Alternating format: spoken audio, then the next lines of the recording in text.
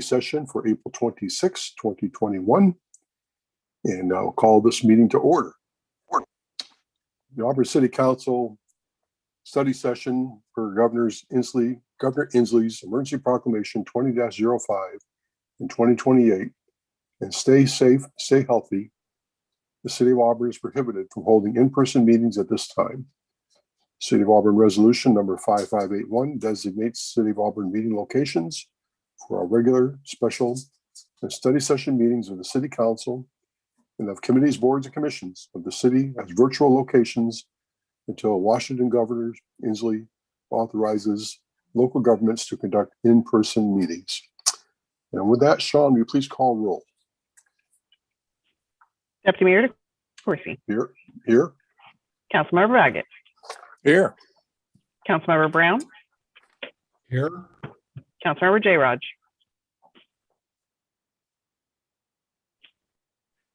I'm here. Councilmember J-Raj. Having issues.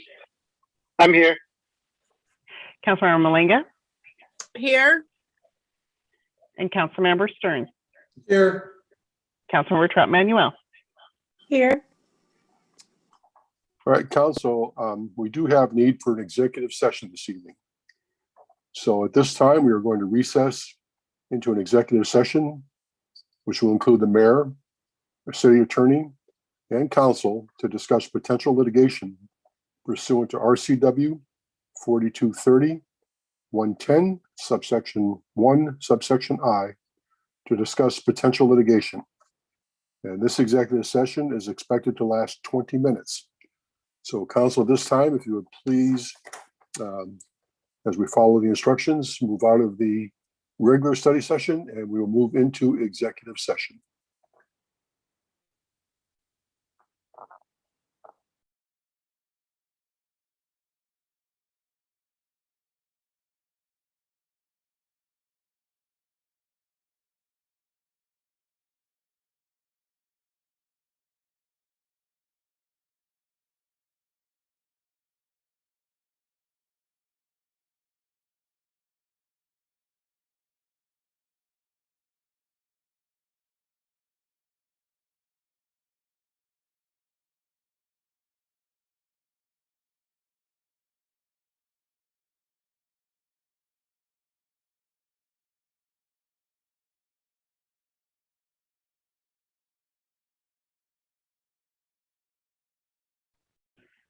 Councilmember Brown, I'll need you to log out of this meeting completely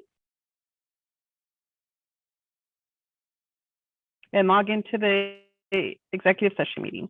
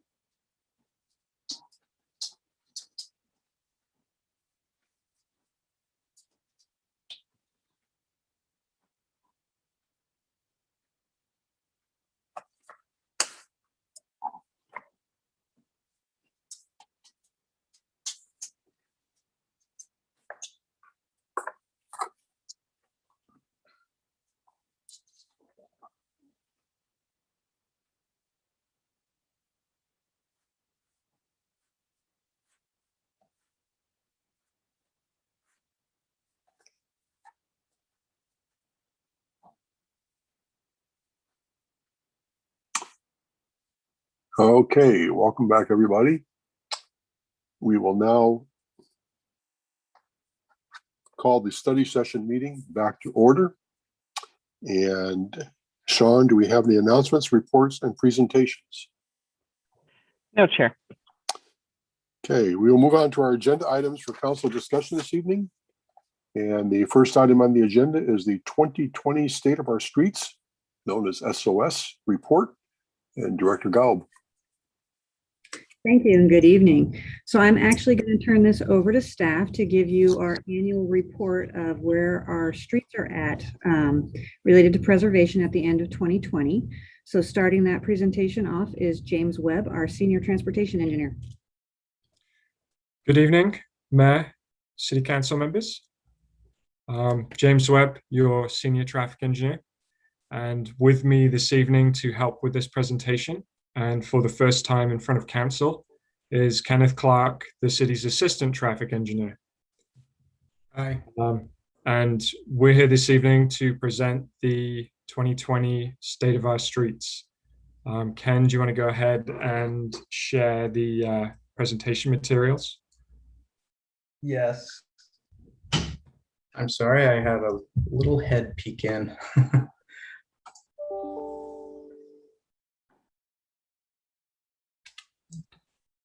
Okay. Can everybody see the PowerPoint? Okay, great. Thanks, Claude. So you want to switch to the next slide, Ken? Yep.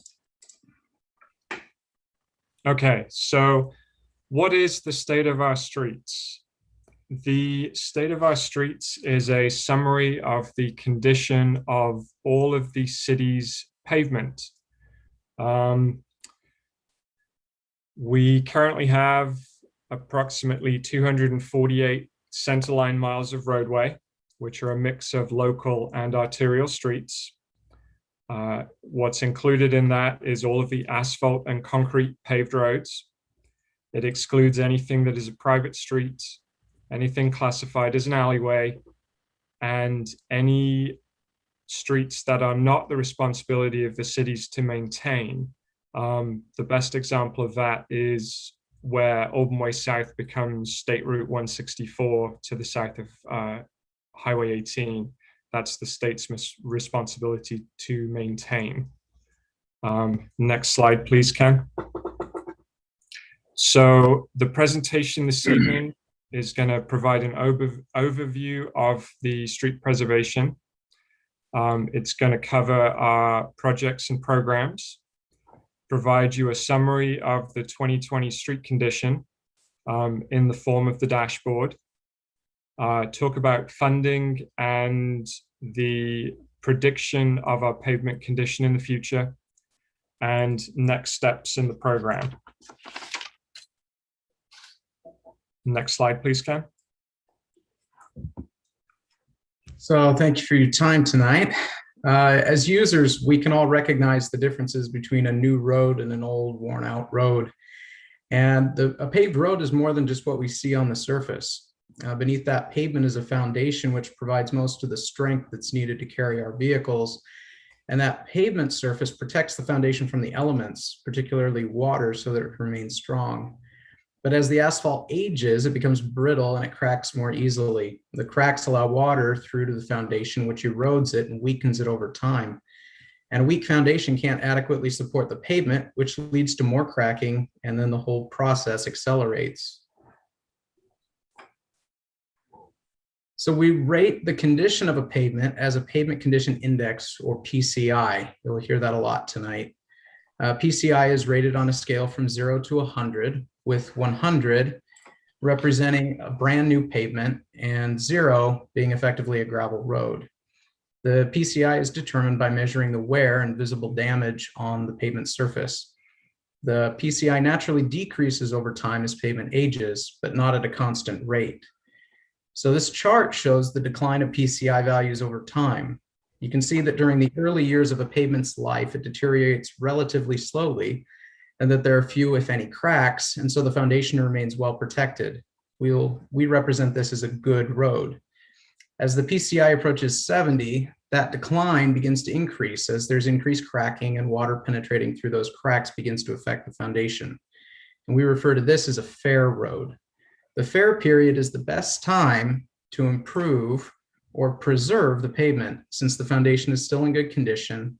And by sealing or replacing that top layer of asphalt, we can restore that protection for the foundation, thereby preserving the roadway. Once a road's PCI drops below approximately 40, these restoration techniques begin to be insufficient as the foundation has been impacted too much and the pavement has sustained too much damage. We now consider that to be a poor condition road. So this is why it's critical we look at performing the right treatment at the right time on the road to sustain that good condition for as long as possible. Through routine maintenance, we extend the length of time that the roads remain in good condition, including sealing cracks and enforcing high quality standards on the pavement patches where they're necessary. The cost for performing this routine maintenance is low, and it has a tremendous impact, lengthens the lifespan of the pavement, and this maintenance helps us to keep our good roads good for as long as possible. The preservation becomes critical for fair condition roads, as I mentioned before. Between a PCI of 70 down to about 40, we have a limited time window when we can preserve the pavement at a relatively modest cost. So projects to, hang on, get my click to work here. There we go. Projects to overlay, grind and overlay, as well as perform major patching cost approximately $30 to $50 per square yard. And once these projects are completed, we have a like new pavement and we can begin again with routine maintenance. You can see in the diagram that the impact of that project takes a fair road and restores it to being a good road. The cost to improve pavement drastically increases once roads are no longer eligible for preservation type projects and must be rebuilt. The reconstruction costs 4 to 5 times as much as overlay or grind and overlay projects. And the aim of our preservation programs is to maintain our roads with as high a PCI as possible for as long as possible, as economically as possible. So focusing on routine maintenance and preservation projects is the best, most economical way to accomplish this goal. So I'll turn that back over to James. Thanks, Ken.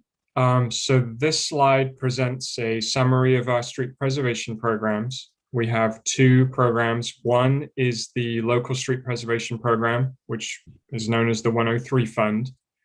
That is currently funded using REIT funds, but only through the end of 2022 at the present time. And we have the Arterial and Collector Street Preservation Program, which is the 105 Fund, which is funded from a 1% utility tax and supplemented as much as possible with grant funding. And if you want to switch to the map, Ken.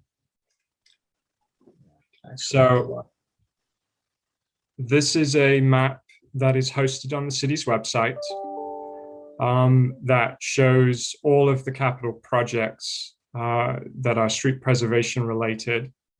It's possible to use the filters at the top to show historical projects by year and the phase that each project is in. The map, sorry, I don't know why my camera switched itself off. The map shows the projects that are currently underway and are in the various phases of design or construction. And this is both the local street and arterial street preservation projects. So just very quickly, you can see on the bottom of the map, there's the Lakeland Hills Preservation Project, which is just about to start construction. Further north, we've got the 2021 local street project, which is one of the neighborhoods just south of Auburn Way South and just across from the casino. And then I Street to the east of downtown. There's 2nd Street reconstruction south of Safeway. We've got a bridge deck preservation project, which is the 3rd Street bridges and the Lee Hill Road Bridge, and then a couple of others. So they're all summarized on the map. It's available on the website. You can see exactly what we have going on right now. And then, as I said, you can go back and look at the historical projects that have been completed.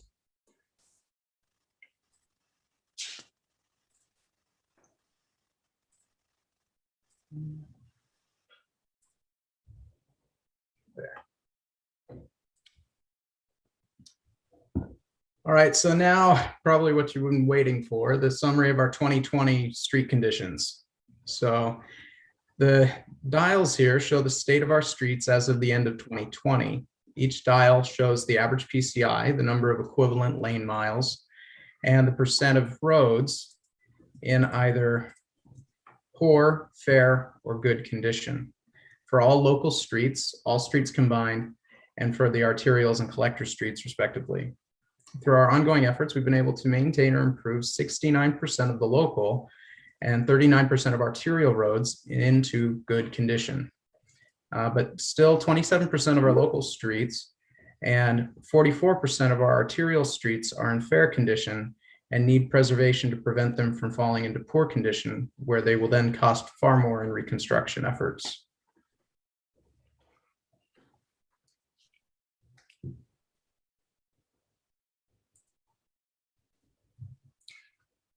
So this slide shows the 105 funding for the Arterial and Collector program.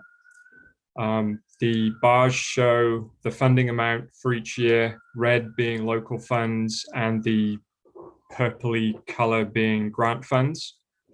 The solid yellow circles with a number show the actual PCI rating for each of those periods. And the number with the dash circle around it shows the projected PCI number. So from 2017 to 2020, we invested about $3.7 million per year in total funding, of which $4.33-ish million were grant funds. And during that period, the average PCI for those arterial and collector streets was 61. Between 2021 and 2024, we're anticipating investing an average of $3.3 million per year in total, with a total of $4.86 million in grant funds. But during that period, we anticipate that the overall PCI for arterial and collector streets is going to decline slightly. And some of the reasons for that are that in 2020, 2021, and 2022, the program is going to be, well, has been and will be focused on reconstruction of streets rather than grind and overlay preservation type treatments. So in 2020, we did the 15th Street Northwest reconstruction project, which was funded entirely with local city funds. In 2021, we're going to be reconstructing the portion of 2nd Street to the south of Safeway. That is a mix of local and grant funds from TIB. And in 2022, we're going to be reconstructing 4th Street, southeast, east of Auburn Way. And again, that's a mix of local and TIB grant funds. As Ken showed earlier, even though we're in making the same overall investment per year, because we're using those dollars for reconstruction, the costs of those projects are significantly higher per unit of project, per square yard, than if we were doing grind and overlay, which is what we've typically focused on in the past for these types of roads. So the bump in the PCI value, the increase as a result of those projects, is less significant. which is why we're seeing that PCI number kind of start to decline in that upcoming period. Something else that's happening is while we have the same amount of local funds per year, the grant competitions continue to get more and more competitive. And what we're anticipating is that the best grant projects that we have for preservation, we've already applied for and received funding for those projects. There's a small subset of these roads that is eligible for that funding, and we're running out of roads that are going to be really competitive for us to continue to bring that grant funding to the city, which means that we're going to have to rely more on local funds in the future. A couple of other things to note on the table are during 2022, we show no grant funding. You'll see that that bar is all red, indicating it's all local funds in 2022. The reason for that is that while we did have grant funding awarded for that year, it's been moved into 2021 to help PSRC meet its obligation targets for utilizing that funding. And then part of the reason that you'll see that the expenditure per year was higher in those earlier years that have passed is because we were spending down some fund balance. And now that fund balance has been, I misspoke. Now that that fund balance has been brought down, we are only, we're using a smaller amount of local funds each year moving forwards. So James, if I can provide one correction in there, you said in 2022, we only had local funds, and actually we do have grant funds. That's our 4th Street project. Our preservation grant funds are the funds he was talking about were moved into 2021. Right. So that was a late correction to the table. So I apologize for that. Yeah, and I apologize. I had another version of the slideshow pulled up off to the side with some notes on that I was looking at while I was speaking. So Ingrid is correct. 2022, that purple portion is the TIB grant funds for the 4th Street Preservation Project. Next slide, please, Ken.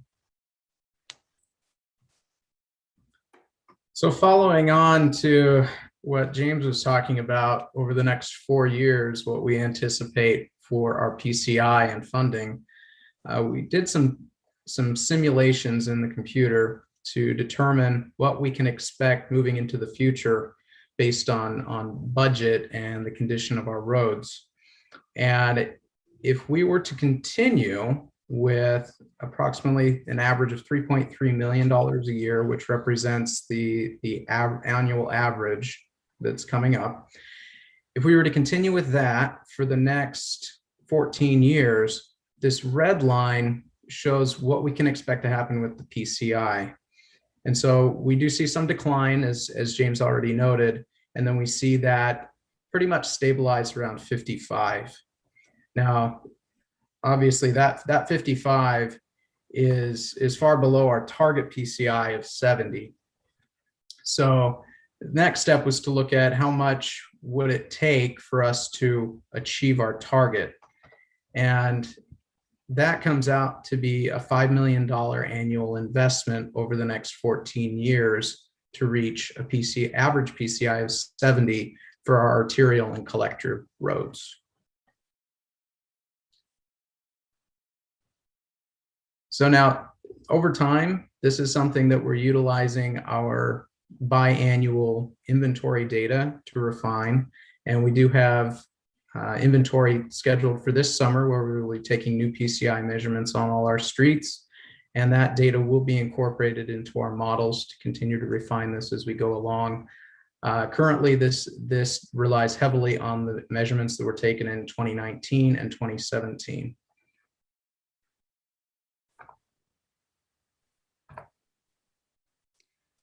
Okay. Councilor Baggett raised his hand. Oh. Go ahead, Councilor Baggett. Thank you. Quick question. Do any of these funding scenarios that we're seeing here take into consideration the additional infrastructure funding that the federal government is providing? They don't specifically identify where the funding is going to be coming from. So the chart that's pulled up right now just shows the investment that's needed to be made. It doesn't identify the source. The previous slide, which showed the bar chart with the funding by year. Ken, do you want to go back one more? There we go. This chart shows only funds that are currently either budgeted by, well, not budgeted because the current budget ends by 2022, but it shows the local funds that are provided to the Arterial and Collected program and grant funds that have already been secured. So it doesn't.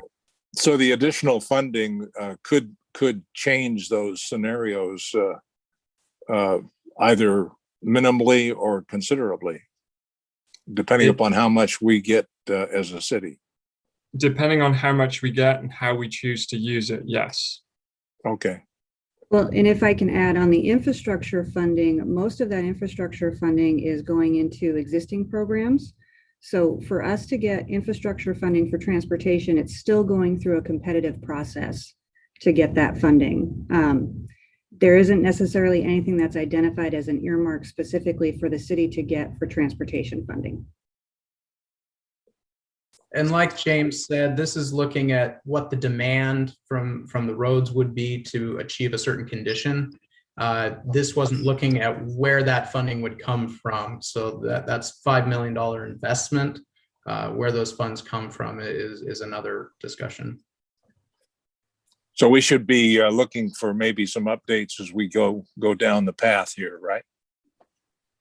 Mm-hmm. Yes. Yeah. Okay. Yeah. Thank you, James. Thank you, Ken.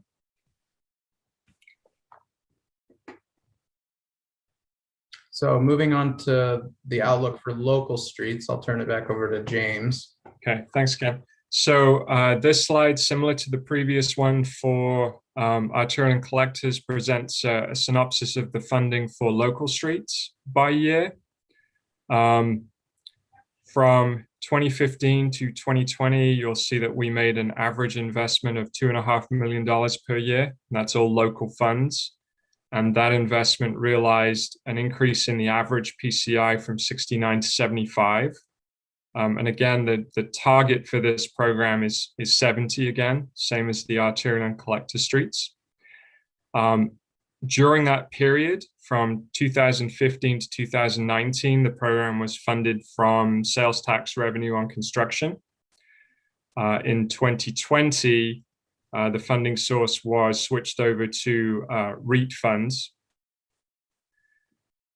For the period 2021 to and into the future, the program is currently funded at $1.65 million per year. Again, that's REIT funding.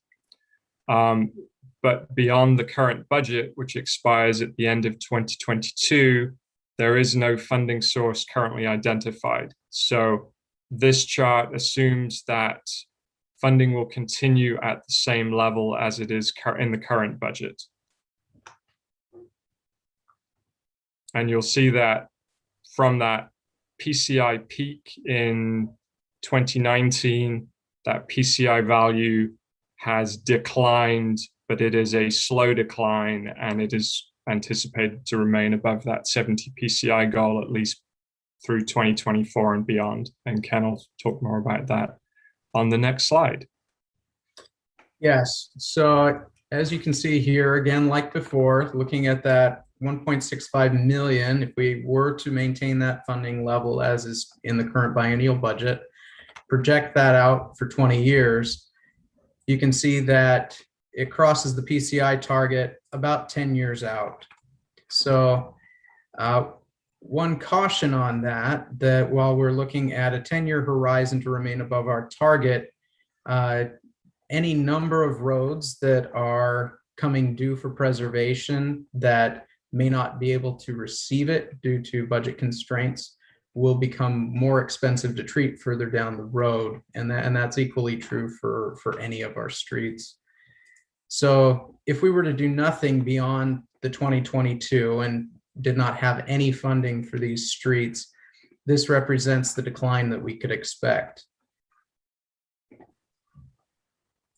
And then to maintain the local streets above our at or above our target through the 20-year horizon, that would take about $2 million annual investment. And to add on to that, for local streets, that annual investment is all local funds.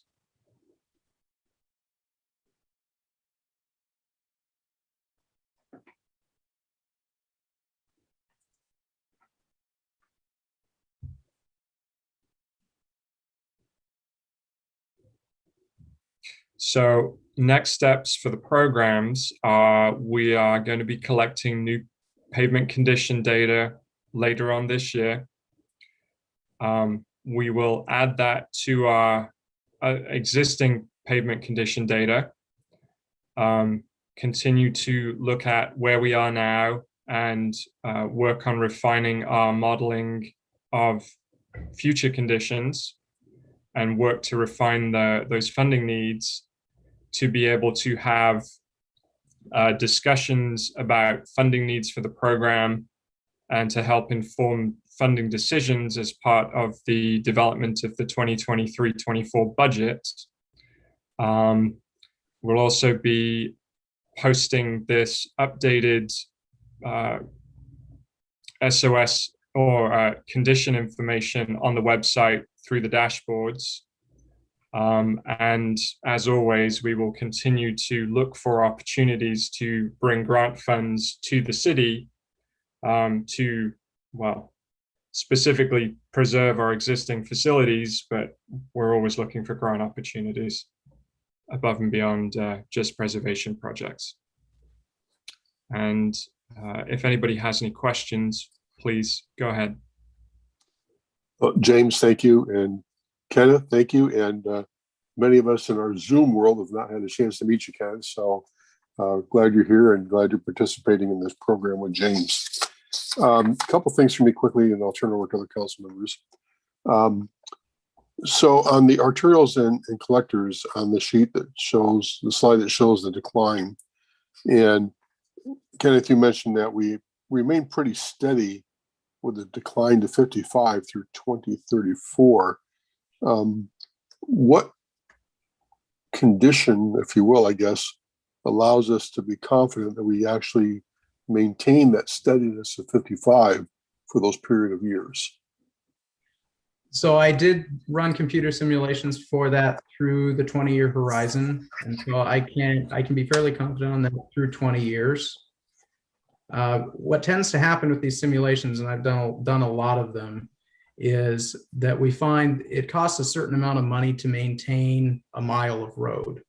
And if we have enough money to maintain 60 miles of road, then we maintain 60 miles of road is kind of the best that we managed to do. And so when you see it stabilized, that tends to mean that there is a certain percentage of roads that aren't able to be maintained within the budget.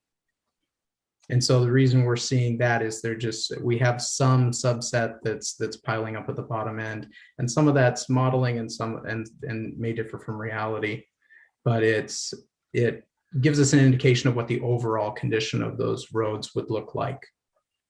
Great, thank you. Does that answer your question? Yes, it does. Thank you so much. And then James, on the local streets prediction on the PCI, we show that dashed black line that drops us down beyond the 2022 funding to a little bit above 40 about in the year 2040. So we're looking again at $2 million a year for the 20 years to get us through the PCI rating of 70.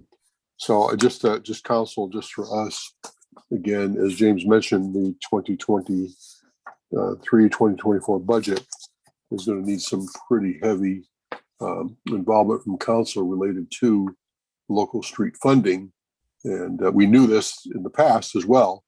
And we knew that we were up against a little bit of a challenge there in relation to funding for our local streets. as well as arterials for the grant funding.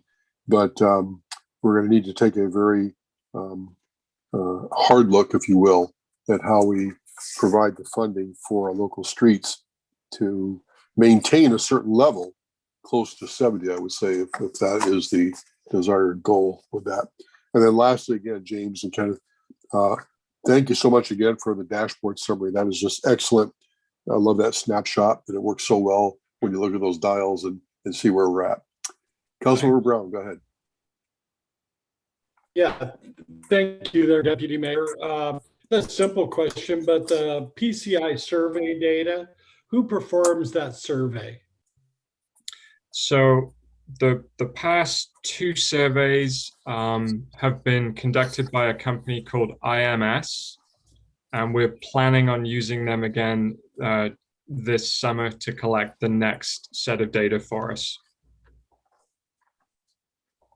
Thank you. And Hey, Councilmember Stearns. There we go. Thank you, Deputy Mayor. Yeah, I had two questions, and I'm not sure how. Well, I'll just start with the first one.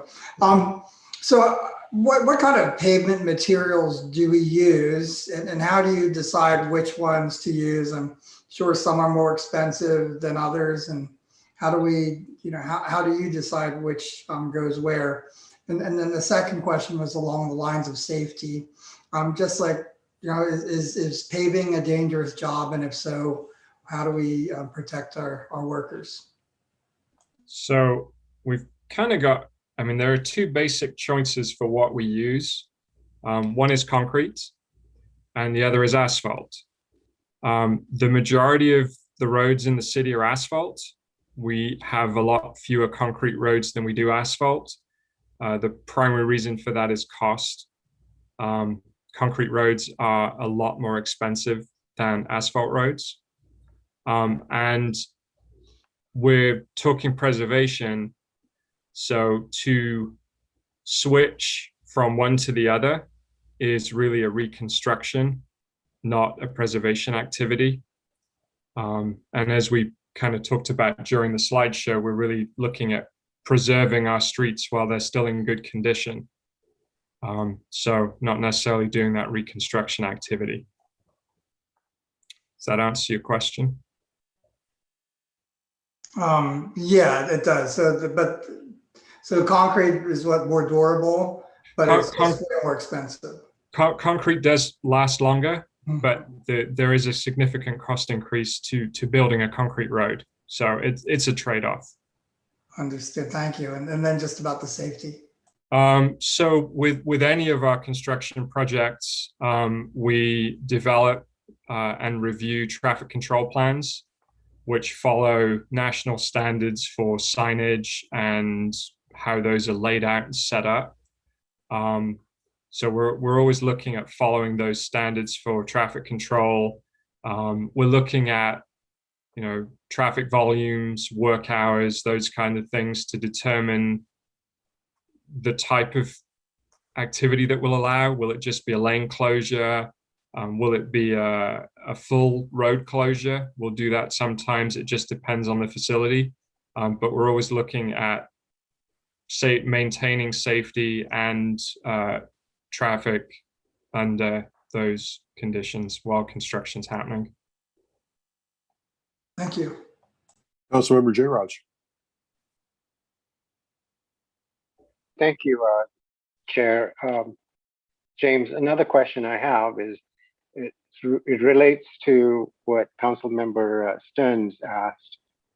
So what kind of lifespan are we looking at as far as asphalt versus concrete? And what is the cost analysis on that? Would it be better if we just went ahead and did concrete over a period of time? And would that save us money down the road? Ken, do you want to pull the slideshow back up and bring up the slide with the degradation curve on? Yes.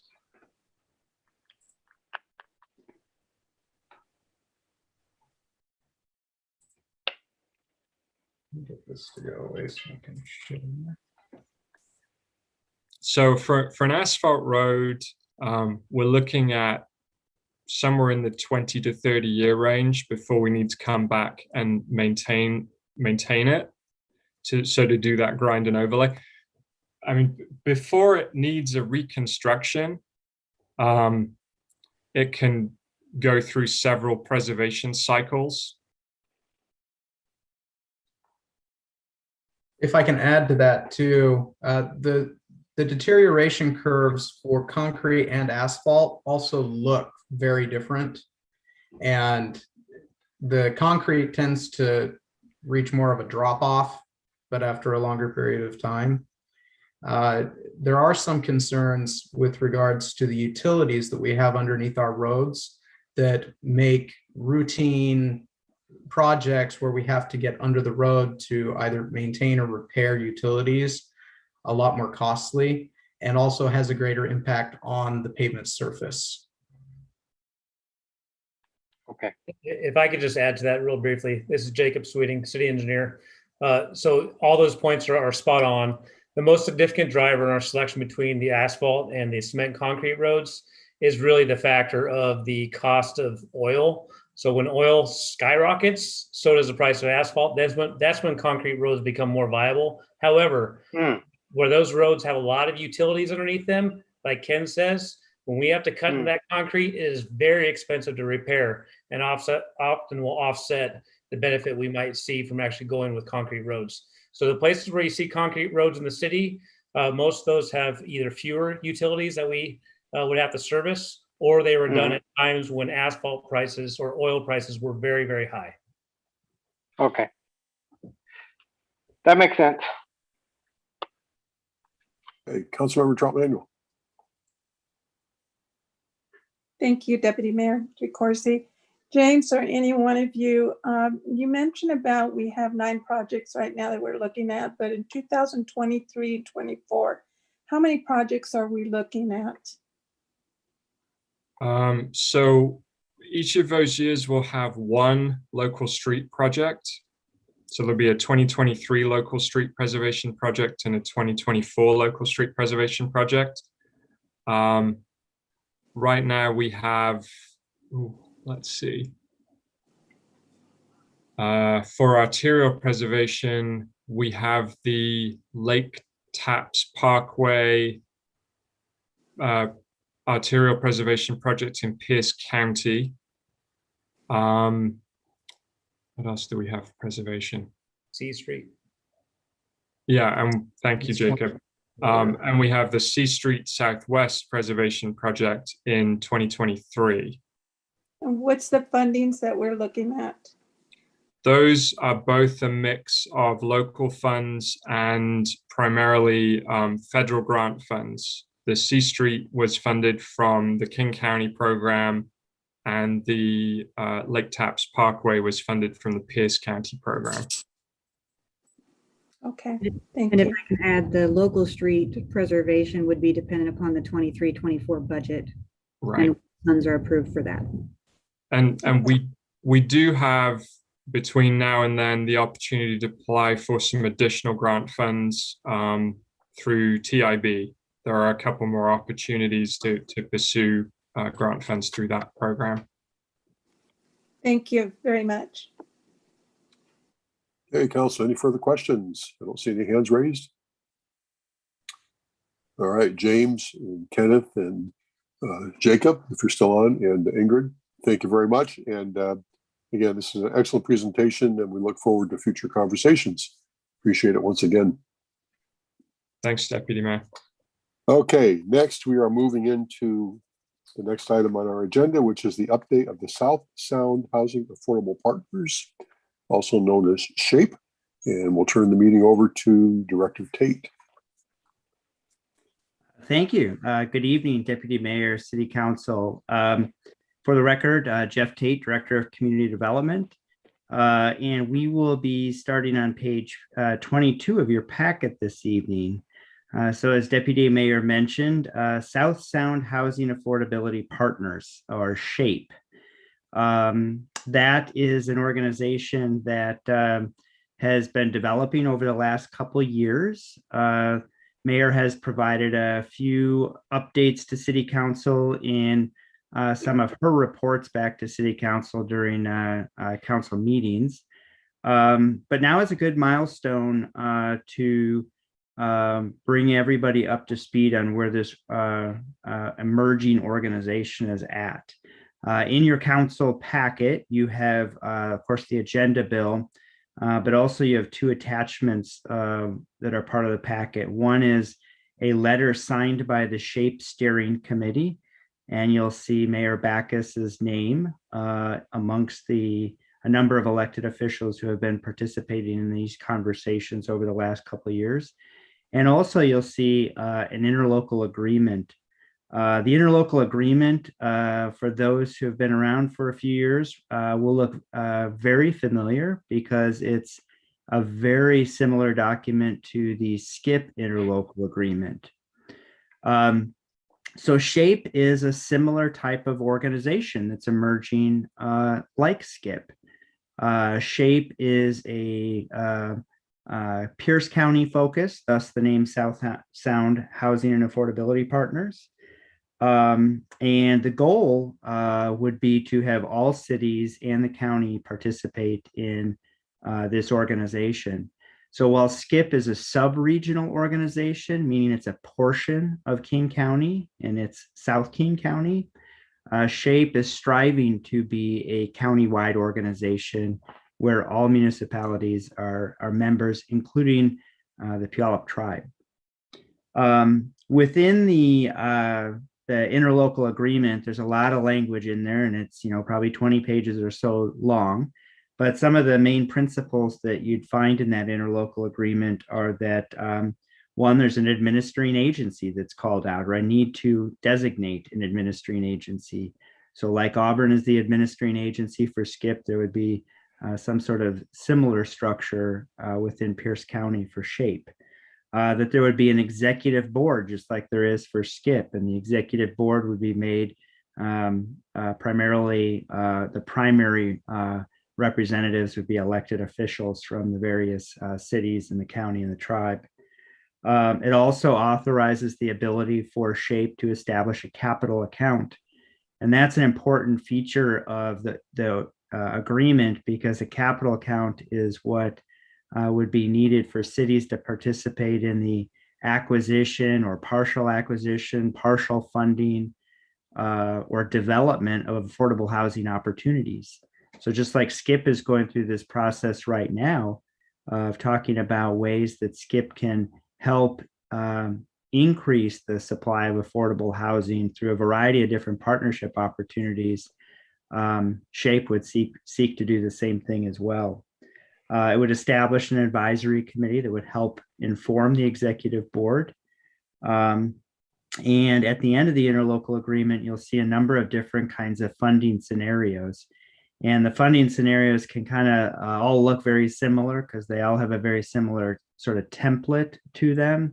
But really what they're trying to show is, what would SHAPE look like if they had 1 FTE?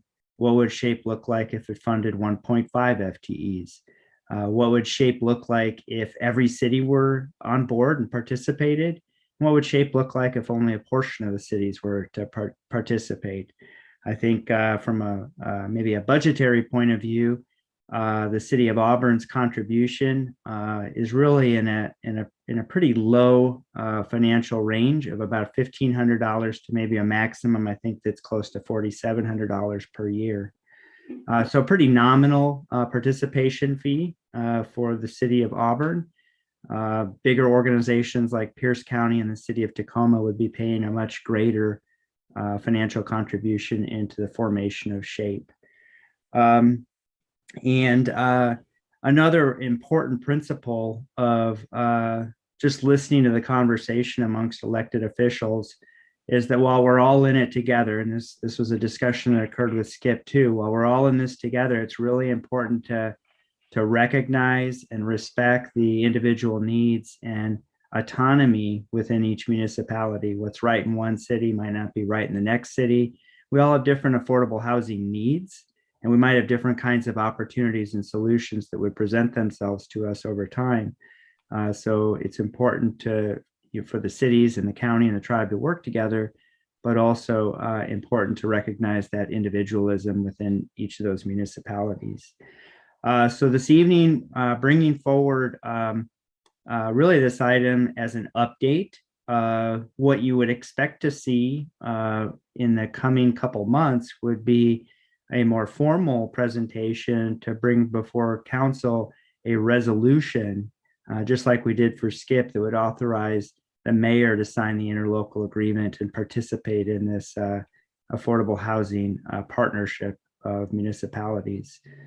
So it looks like we'd be trying to get that done maybe in June-ish and move forward. And really the cool thing, I think, for Auburn, and this is unique to Auburn, unique in the sense that it doesn't happen for any other city in SKIP, and it doesn't happen for any other city in SHAPE, but we're a two county city. So there's a real opportunity for SKIP and SHAPE to have cohesive direction and, working together and exploring opportunities and ideas together. So with that, I'd be happy to answer any questions. Again, this is an informational briefing, but glad to either take a question, and if I can answer it, I will, or bring it back to the SHAPE group and ask that collection of cities and the county and the tribe, or if there's any input. Thank you very much. Any questions for Jeff, council?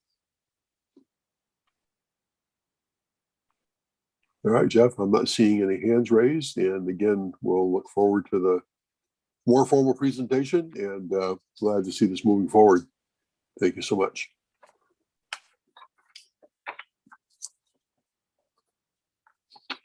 All right, council, the next item on our agenda is ordinance number 6818.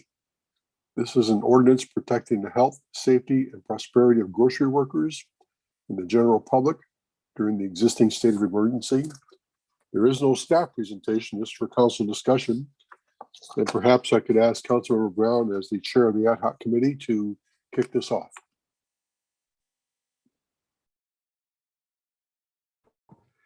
Thank you very, very much there, Deputy DeCoursey. And first off, I would like to thank the ad hoc committee members, which includes Deputy Mayor DeCoursey and Council Member J. Raj. Thank you very much for helping work on this. And then definitely want to thank our city attorney, Kendra, for her work. She's done a lot of work on this. And our council members that have been looking at this as well. The idea of this ordinance is to provide hazard pay to retail grocery workers at select grocery stores, primarily stores that are part of a corporate structure, not small mom and pop operations. I have done some research on how this is going to impact individual retail grocery workers. In the research that I've done, retail grocery workers that you do business with in the various, like Fred Meyer's and Hagen and Safeway, they're earning up to 21 bucks an hour, but generally on average around $18 an hour or $18.50, somewhere in there. You would find in the largest of our retail grocery store would be, I think, of Fred Meyer. You might have 150 workers in there and, working round the clock, along with the other grocery stores, 75 workers per grocery store. The $4 an hour hazard pay, if this council approves that, you would be looking at, probably total cost of $1.17 million overall for the life of the ordinance, if that is in fact, what we do, and depending on the length of the ordinance. This ordinance is intended to recognize the hard work and the potential hazards of all these workers that come to work every day and serve the citizens and residents of Auburn in a very hazardous environment. And I just really want to thank Kendra for the work that she did on the ordinance and the resolution. The top grocers, as cited in the resolution, corporations have, been receiving $16.9 billion, or a 40% increase in over the year prior to the COVID. So these grocers have been really doing quite well because people haven't been able to go out to restaurants. So they have backfilled that food need by shopping and cooking at home.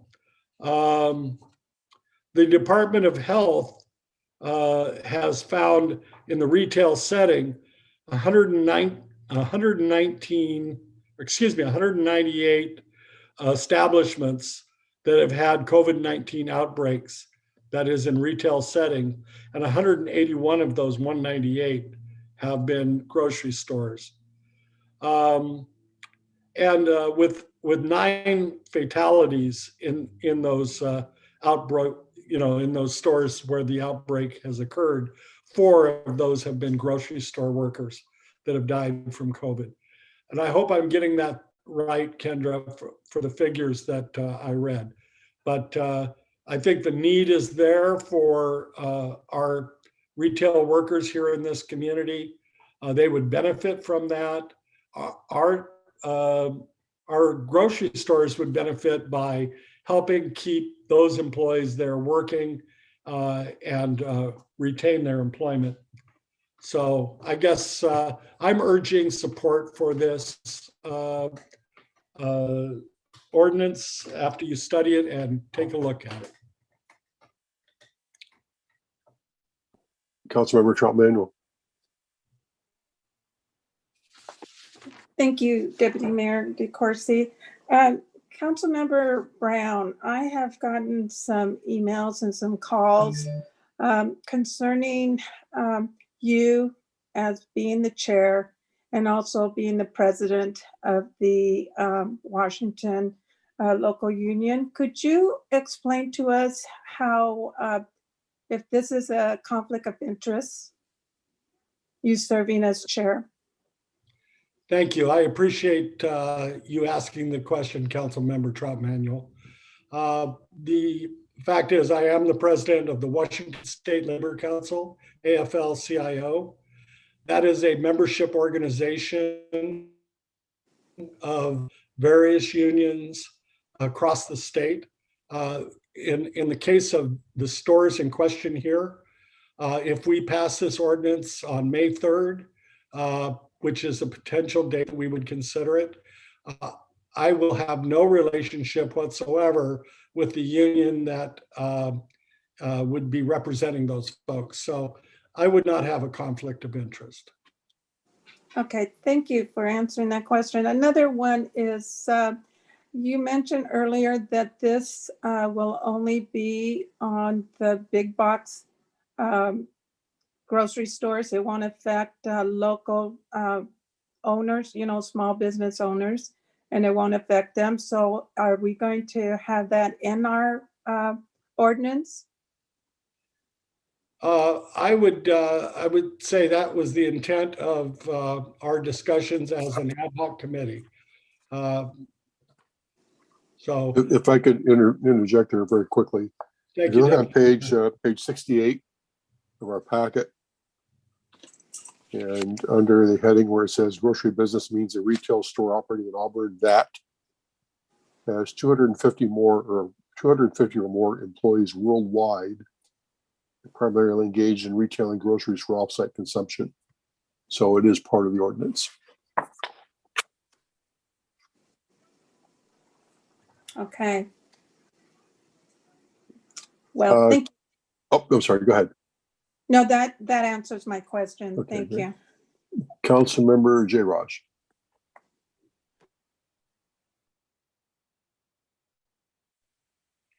Thank you, Chair. I'm having issues tonight. Thank you, Chair.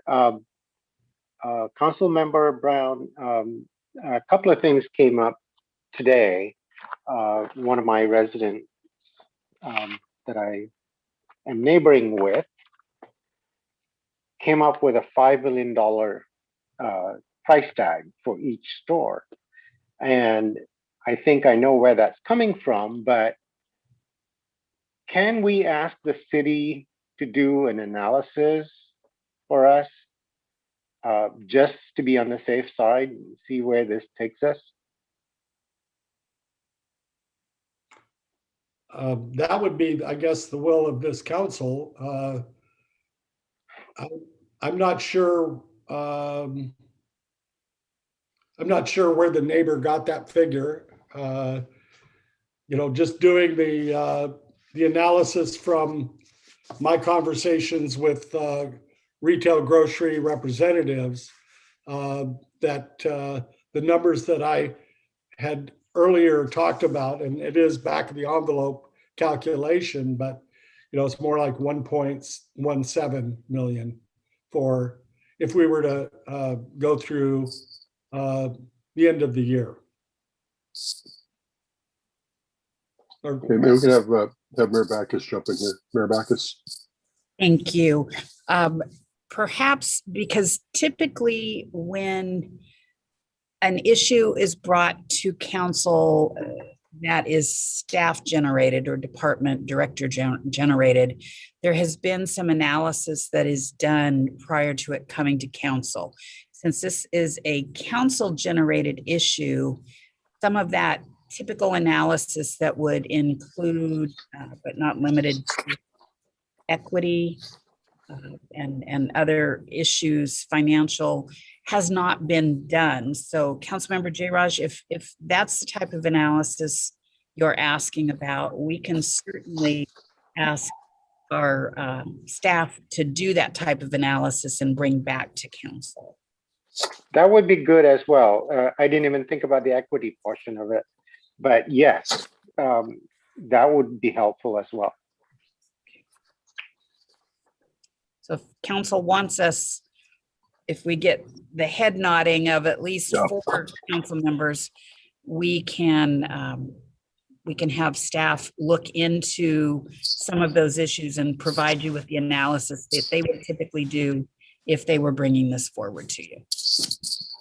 So council, is that something you would desire the city staff to do? May I ask a question first, Deputy Mayor? Sure. What kind of impact would that have on our schedule that we were looking at for consideration of this ordinance? Well, tentatively, we were looking at it coming to the next council meeting, so we would have to give staff adequate time, based upon their current workloads and what the mayor decides to, who does this work, and give them the time to do the analysis and report back to council. So it would not, more than likely, would not come next Monday to council. Thank you. So I'm not seeing any heads nodding in relation to looking at that. I see one. Sorry, Council. I've two. seen some heads nod and I've seen other heads not nod. So can we put our hand up if we're a yes?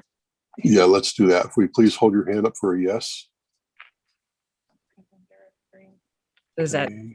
I see 3 hands. I also see 3 hands. Councilmember Baggett, is your hand being raised as a yes or as a question? Question. Okay. Thank you. All right, so we have only 3 for that request on that. Okay, let's move on to Councilmember Stearns. Thank you, Mr. Deputy Mayor. Yeah, I had a question. If you could just, Councilmember Brown, if you could just explain when the hazard pay would, if we pass it next week, when would it go into effect? And then when would it end? I'm curious about that, but I definitely, feel that doing hazard pay is the least we can do for our workers who are putting their lives and their families' lives on the line for us. Yeah, I don't have the answer right there. I've lost my note on that. Okay, Can I Councilmember ask Brown, for? if I could jump in really quickly. So again, Thank council you. on page 71 of your packet. And under section 7, termination or revocation, this ordinance shall cease to be effective on December 31st, 2021, or when the governor declares the Washington state of emergency over, whichever is sooner. City council may revoke or terminate this ordinance as and when it finds appropriate. Oh, okay. So it sounds like there's potentially 3 options when this could end. That's correct. And I would say as far as implementation, right, thanks. It says the mayor is authorized to implementation of those administrative procedures to carry out this legislation. However, in relation to the enactment of the ordinance, the effective date of the ordinance would be the effective date, I believe, and city attorney can correct me if I'm wrong, of when the grocery workers would begin receiving their hazard pay. So in section 10 of the ordinance, it states that the ordinance will take effect and be enforced 5 days from and after its passage, approval, and publication. And we publish the Thursday after a meeting. So then you would add 5 days from there and it would be in effect. Great. Thank you so much. Thank you. All right, Councilmember Baggett. Thank you, Deputy Mayor. I have a question and a little bit of a statement, but the question is, how did we arrive at the amount of money that is being suggested here for this hazard pay?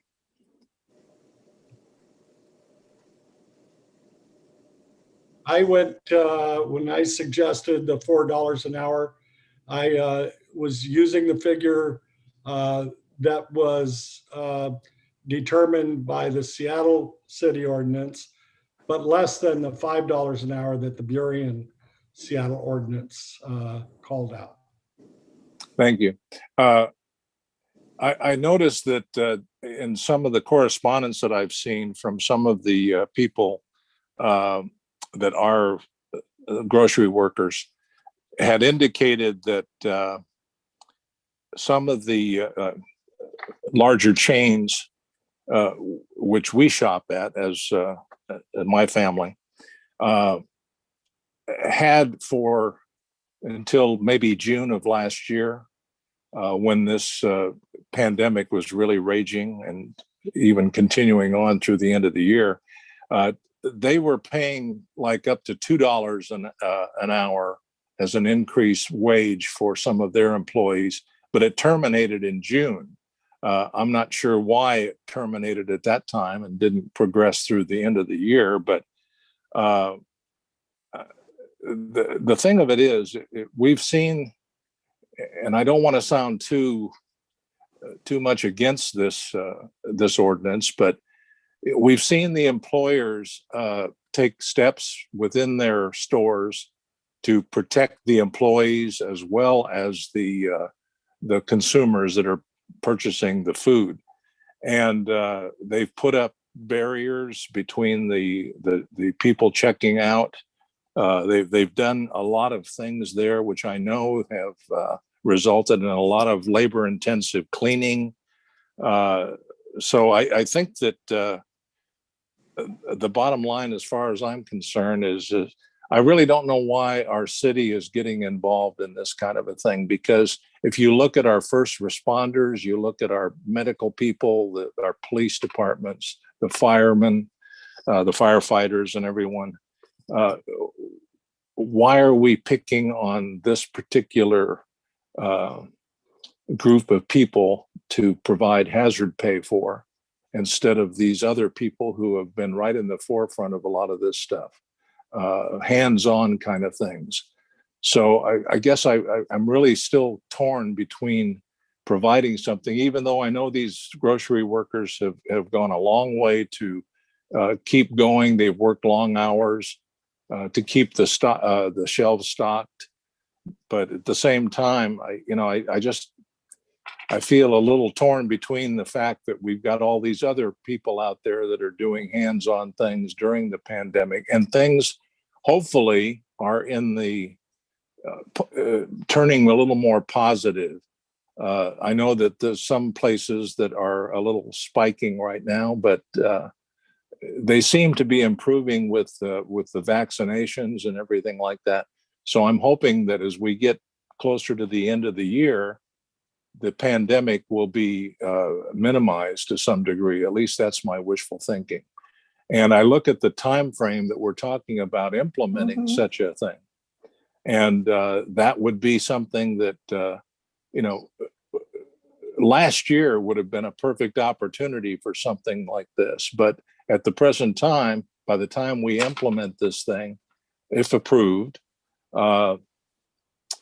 it's really not going to benefit these people that much. So I would encourage maybe perhaps correspondence to the organizations and to their union people to perhaps provide some services like this in lieu of the city mandating this to the people. Most of these people are in collective bargaining units, and they make a fairly good wage. And I think that something to encourage them to do this kind of thing rather than the city mandating it. That's just my 2 cents worth, but I'm open to listen to more suggestions here as we proceed through this process.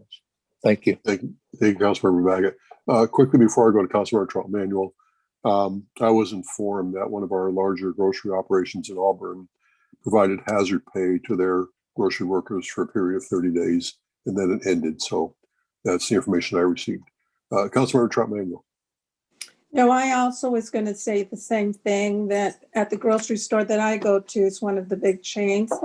They also said they received the hazardous pay for a couple of months during the real hard time of the COVID, and then they stopped. But then we saw that they did change the way they did everything. They put the glass divider for safety, and they had more people out there cleaning and distancing everybody. So I am torn about this as well. I don't really think that us as a city should be getting involved in something that the unions are already paying these people and they're negotiating on stuff. And it bothers me that it's going to also affect the small mom and pop stores. Well, the ones that have larger employees, and I don't want to see that. We've got a lot going on right now. And so I'm kind of torn about this one as well. Councilmember Brown. Yeah, well, for the information for Councilmember Trout Manuel, the union does not pay anyone. It's the employer that pays. And we would also point out that I don't think there's any ma and pa stores that would be impacted by this whatsoever. This is an ordinance that is being passed by cities across the country, and it's to help what are in fact low-wage workers. $18.50 an hour is not really what I would call high wages. This is not going to be a panacea for these workers, but can help pay for the personal mitigation that they have to do to purchase PPEs and to make sure that they have what they need to come to work every day to serve all of us. So I am really encouraging, we have several hundred of these grocery store workers here in this town, and I would love to see them get some benefit. It used to be that these jobs were family wage jobs where you could afford to buy a home, you could afford to make a living, but that's not the case now. And these folks have fed us all. I think mandating this until this, I think Council Member Baggett makes a good point. We could see in the near future this not being a problem, and then we could reverse the hazard pay. Okay. Any other comments or questions, Council? All right. Well, thank you very much for your conversations. Just a couple things to point out. We do have a potential in King County of reverting back to phase 2. We'll know that next Monday when the governor makes his report. Pierce County has a potential moving back to phase 1. So again, this is just information. So we are not out of the woods yet. I think about half the people in the state of Washington have been received at least 1 dose of the COVID vaccination. We got a ways to go. But again, this ordinance also gives us as Councilmember Stern said, an option of ending if we choose to go forward with it. So the question is do we want to bring this ordinance forward to council for potential action? Is there a consensus to do that? And perhaps you could just raise your hand to do that. Okay, I'm seeing, okay, can you do that again, please? I only see Okay. 3. 3 hands, okay. I will raise my hand. I would like this, in my opinion, to come forward to council for further discussion and potential action, and we can take the matter up again at that time. So, Deputy Mayor, can I clarify yes. that you are voting in favor of bringing this to council for a vote on May 3rd, or can you clarify what the consensus is that you're seeking? The consensus would be to bring it to a vote on May 3rd to the next council meeting. Does that help? It does, thank you. Okay, thank you. Okay, council, thank you again for your discussion, and we will carry this forward at the council meeting. Okay, then we will now move into the Public Works and Community Development portion of the meeting. And with that portion of the meeting, I'll turn it over to Councilmember Stearns. Thank you, Mr. Deputy Mayor. So we have one item on our agenda, and that is the capital project status report and our feature project, which I'm really excited about. So to move that process along, I'll turn it over to Director Gobb. Thank you. And I'm going to hand this over to Ryan Vondrack, our Capital and Construction Engineering Manager, who's going to start off the presentation, and Jai Carter, who is our project manager for the Second Street project, and he's going to go through the specific feature project for tonight. Thank you. Good evening, Council. As Ingrid said, I'm Ryan Vondrack, Capital and Construction Engineering Manager, and we have Jai Carter with us as well here tonight. He's a project engineer. We are here to report on the status of the capital projects, as well as present the feature project for the summer quarter. My screen. It'll click, there we go. Okay, so in the capital project status report in your packets, you'll see that we currently have 38 active projects, totaling nearly 63 million in project value. Of those 38 projects, 22 are in various stages of the design phase and 16 are in some form of construction. This graphic is our illustration that shows the total number of projects that went out to bid for construction the last 5 years against the total construction or total project cost for those projects. This year so far, we have 3 formally bid projects that have entered the construction phase, totaling approximately 11.6 million in project costs. The next few slides are some projects that are getting close to advertising for construction bids or are one of those 3 projects that I just mentioned that we recently bid and it is about to go into construction. The first project is one you've seen before, the Lakeland Hills Way Preservation Project. James and Ken also made mention of this project earlier in their presentation tonight. This project is on page 80 of your packets. Or page 7 of 19 in the CPS report. But this project will preserve the pavement through a grind and overlay of Lakeland Hills Way between 57th Drive Southeast and Lake Taps Drive Southeast. I added this project because the pre-construction meeting with the contractor was held last week and they are about to begin construction on about May 7th. And so we're excited about getting this project underway. But the project also upgrades curb ramps and replaces some vehicle detection loops at the intersection of Evergreen Way. The next project is the lead service line project, and this is on page 84 of your packets. There are generally 4 areas that this project encompasses, or what we're calling areas. They're specific sites, and they're all located within the middle part or the valley area of the city of Auburn. So on the map, you see 4 different areas on there that are highlighted. This is a pretty big undertaking where we'll be replacing approximately 7,100 linear feet of water main and the services that are connected to them.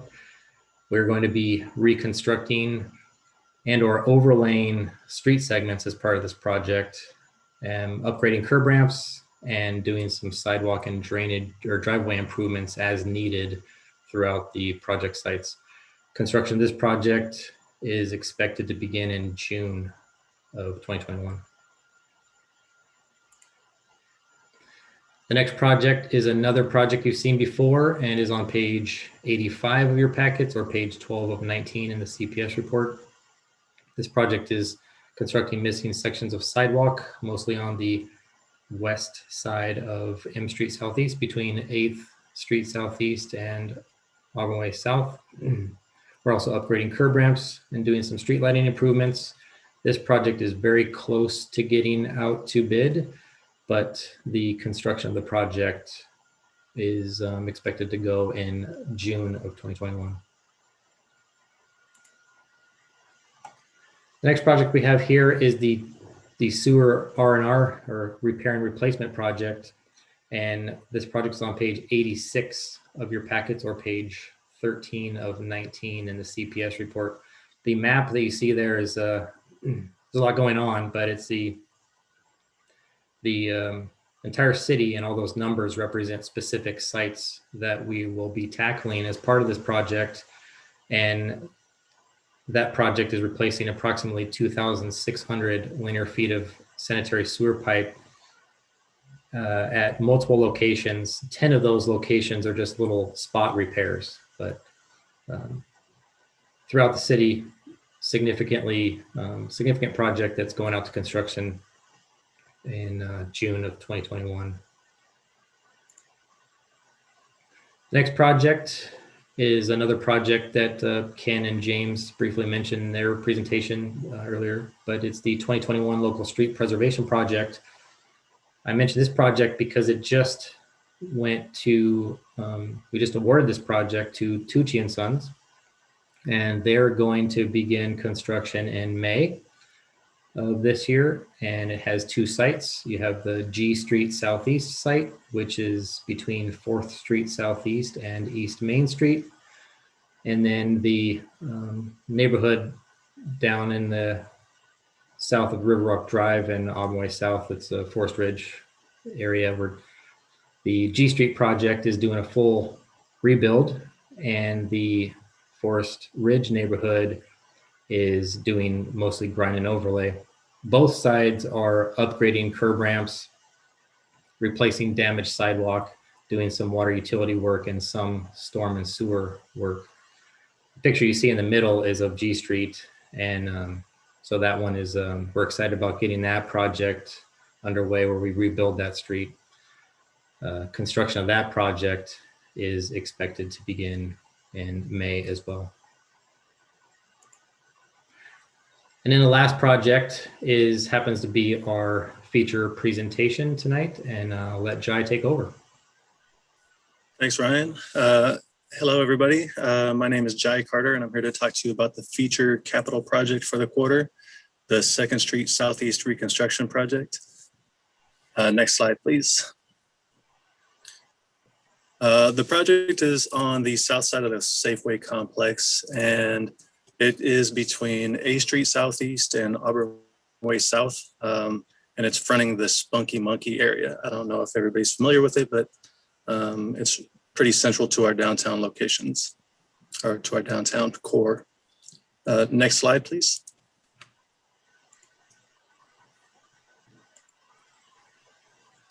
The project scope and purpose. The project is needed to replace the pavement at 2nd Street. Most of the pavement has failed. As you can see in the screen here, there's a lot of alligator cracking that you see. The only thing that's actually standing up right now is the utility trenches that were put in some years ago. And so this street is definitely overloaded and understructured.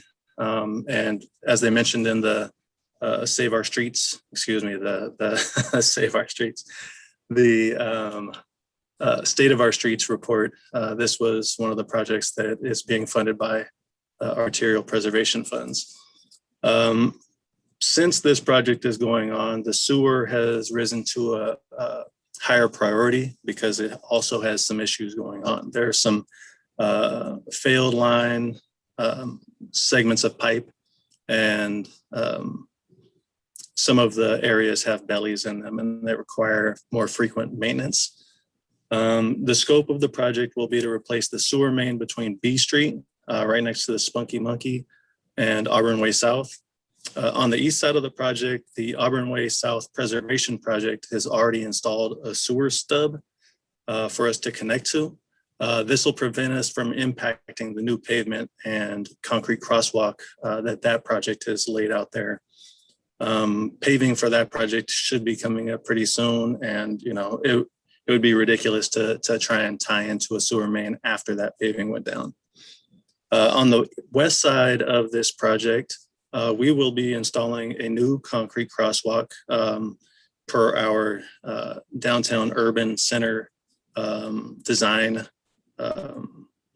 standards, and we'll be tying into the new pavement that was placed by the A Street Southeast Preservation Project just a couple of years ago.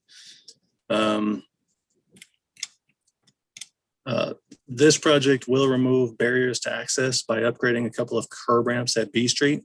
Currently, that intersection has vertical curbs that impede pedestrian traffic, and mostly pedestrian traffic that have mobility issues.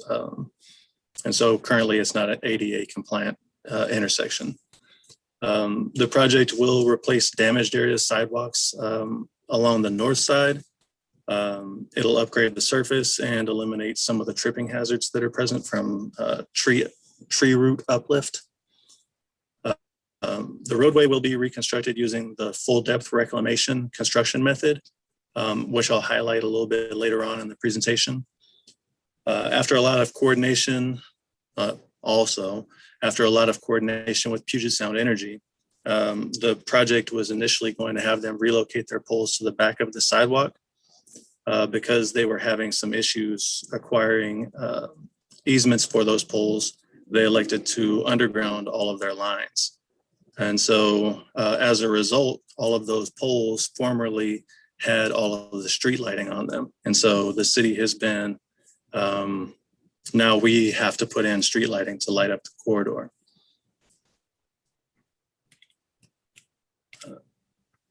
And those new light poles will be the downtown urban design standard light poles. And so that'll be a nice visual upgrade. Next slide, please. This slide shows a little bit of the existing features of B Street Southeast. These pictures illustrate the corner areas of B Street that'll be upgraded. You can see that there's a vertical curb right there on both sides, and so there are no curb ramps present. All of that will be upgraded to current ADA standards. It'll be a nice little upgrade for the area. You can see some of the pavement on 2nd Street that has alligator cracking and has failed.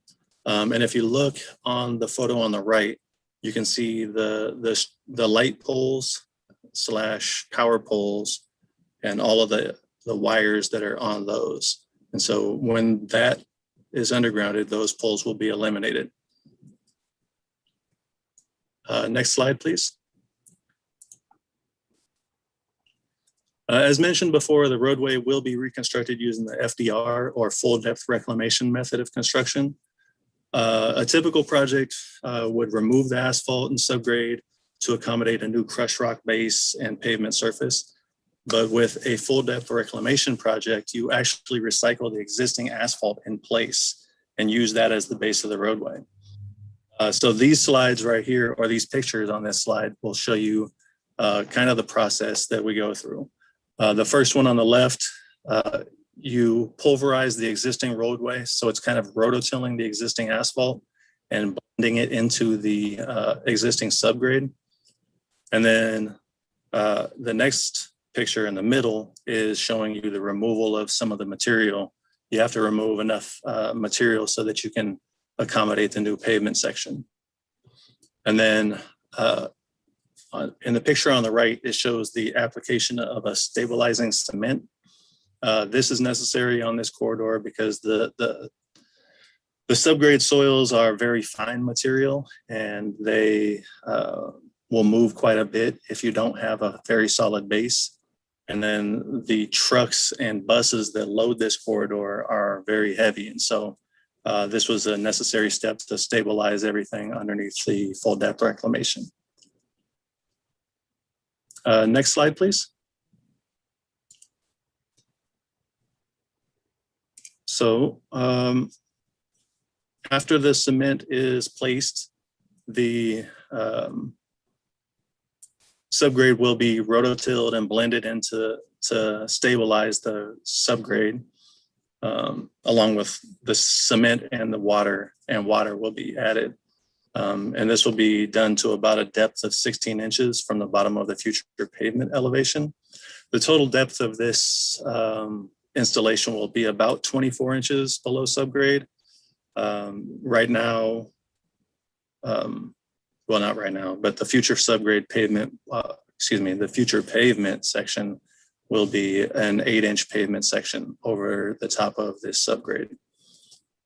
Then after that has been done, the contractor will compact and grade and smooth the area for the final shape and grade that we designed into the corridor. Next slide. And then the final step of the FDR process will be to apply the final paving. So that's the long and short of the FDR process. Next slide, please. And just to talk about a few of the benefits of the FDR process. Benefits include, this is a much faster method of construction than traditional pavement construction. This saves time and money. A typical dig out, import, and pave operation would likely take around 2 to 3 weeks to complete on a street of this length and width, which is a pretty big inconvenience for travelers, businesses, and property owners. But using the FDR, the pavement will be completed in approximately 2 to 4 working days. And so it's a huge acceleration of the work. It saves money because it's so fast. The speed of the operation, you save money in crew time, traffic control, and basically the largest savings is in the hauling and placement of raw materials. The typical cost savings that you see on a FDR project are between 20 and 40%.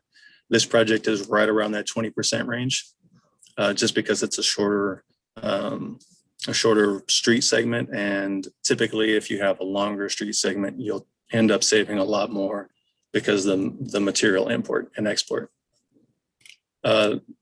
One other thing is the cement treated base will be a very good benefit for the corridor. The stabilized base will act as a low strength concrete slab, and it'll distribute the loads underneath the asphalt. Asphalt is a flexible pavement, so it as Ken talked about in the State of Our Streets report, asphalt actually loads the subgrade. So the subgrade plays a huge role in pavement structure of a asphalt pavement structure. Hard to explain, but hopefully I captured it. In the coming years, Metro plans to run rapid ride bus services through this street and eventually install a rapid ride bus stop on 2nd Street at the coffee shop. And those buses are notoriously heavy. And so this street segment was designed to accommodate those and the truck traffic that goes out there to deliver things to the Safeway complex and the Safeway and fuel station that are out there. All right, next slide, please.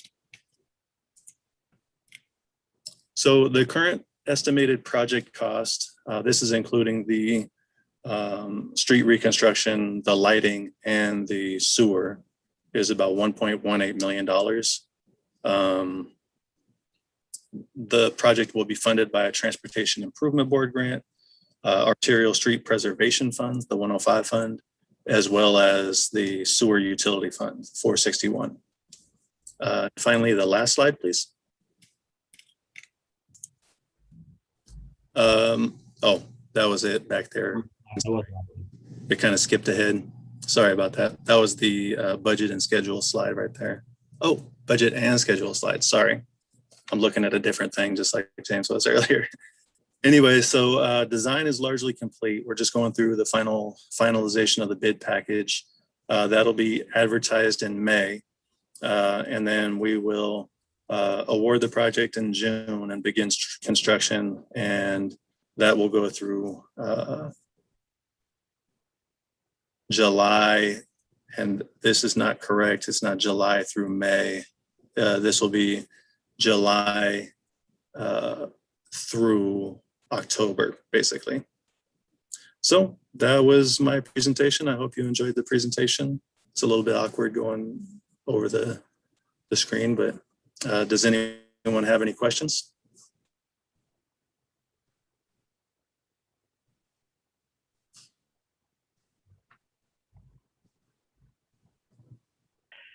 Deputy Mayor DeCourcy's raised his hand.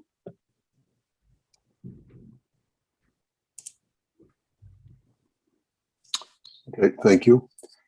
So Jai, what provisions do we put in place to ensure the continued operation of the businesses along 2nd Street during the construction? In our specifications, we require that the businesses stay open to local traffic. I believe that we are going to be closing this street segment to through traffic for the duration of the project. This will help accelerate the project greatly and save us a lot of money on traffic control. But that's going to be the method that we do. And one of the requirements is that the contractor will have to post signs at the entrances of the street that businesses are still open and customers are welcome. And what type of communication do we have with the businesses to inform them of that process and the signage and what it means to allow them to stay open? Yeah, I've spoken to all of the property owners on the street. I actually went around and handed out some flyers as well as called them on the phone just to coordinate things. And they're aware of the project, and I don't think that they're particularly excited about it. I know that with COVID, it's already been a hit to business. And so I'm not sure during the current times that businesses, especially like restaurants and such, like the Spunky Monkey, I don't think that they have a lot of dine-in traffic anyways. And so it's largely a order and takeout scenario. And so this project will largely keep all of those functions in place and allow people to come and go as they please. And Thank you. the Safeway complex, you can access that building from all sides. Right. Thank you. Councilmember Jay Rogers raised his hand.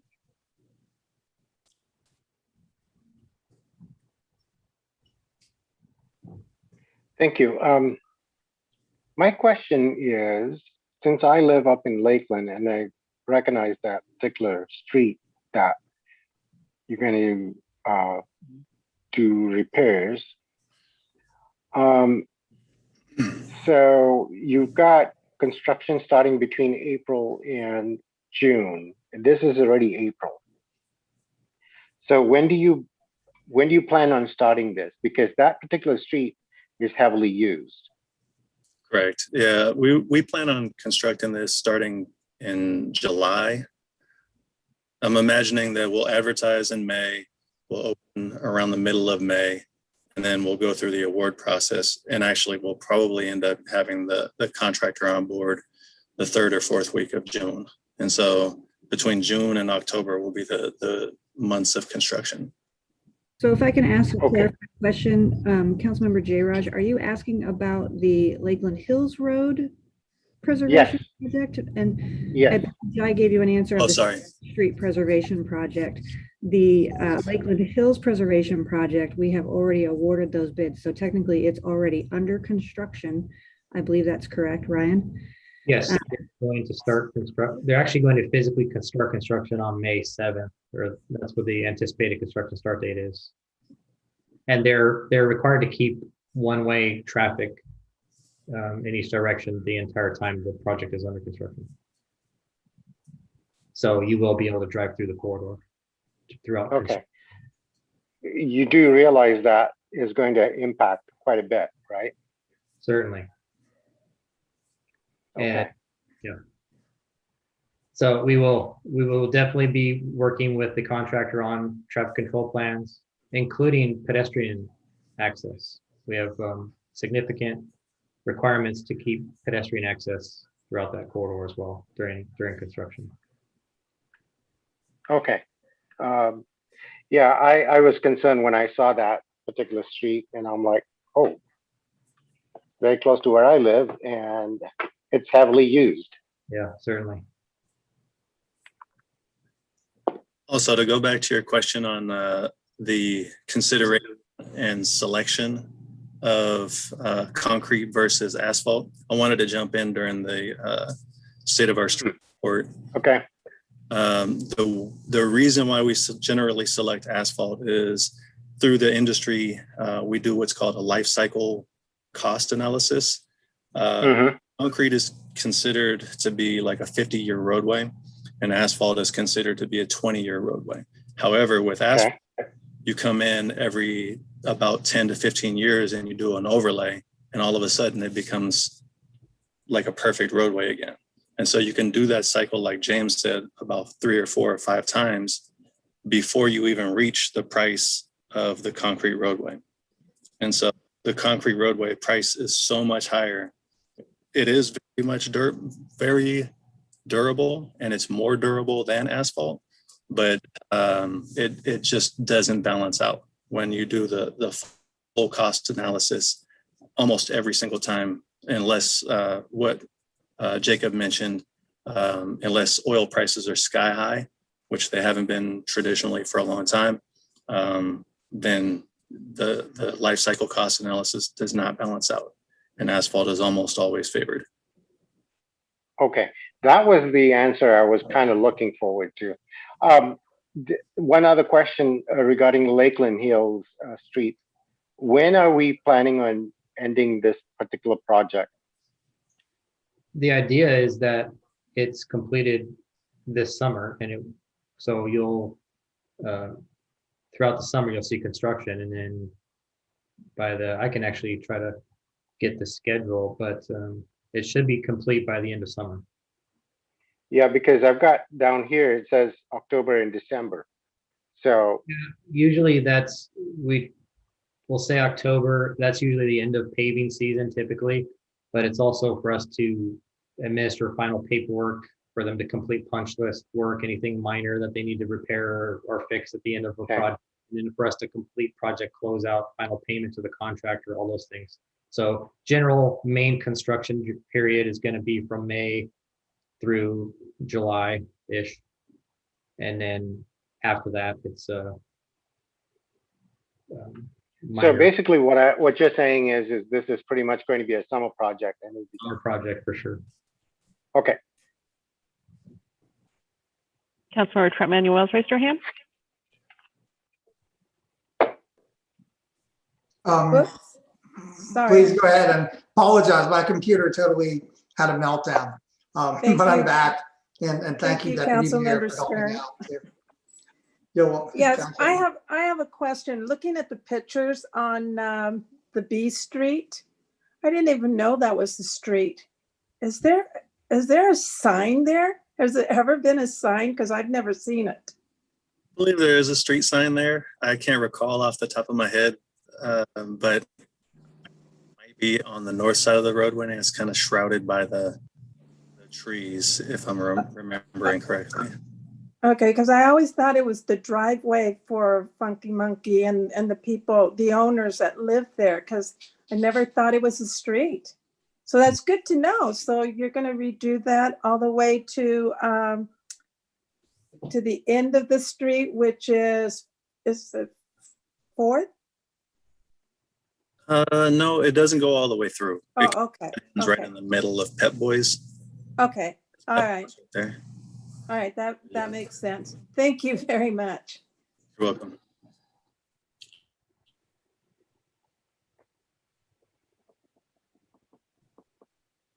Anything else? Any other questions? I have one. Can the Spunky Monkey Street, can